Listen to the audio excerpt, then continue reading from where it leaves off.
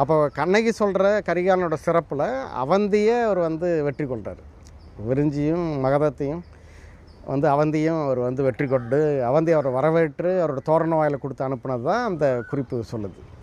இப்போ இது என்னென்னா மகதத்துக்கான அந்த பின்னணி மகத அரசு உருவாக்குற நம்மளோட இந்த பின்னணிக்கு முன்னாடியே அது இருக்குது அப்படின்னு சொல்லிட்டு ஏறக்குறைய கரிகாலனோட காலத்தை 5ஆம் நூற்றாண்டு கொண்டு போகிறார். புத்தரோட சமகாலத்தில் அவருக்கு. ஏன்னா அப்போ வந்து பாடலிபுத்திரமே கட்டப்படலை அப்படின்ற ஒரு காலவெளியில் அந்த இடம் இருக்குது.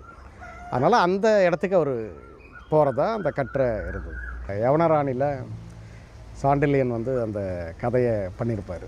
அந்த கதையை பார்த்திங்கன்னா வந்து ஏறக்குறைய கிபி 1ஆம் நூற்றாண்டு கிட்ட தான் கரிகாலன் அந்த இதுவோட இடமா அது வரும்.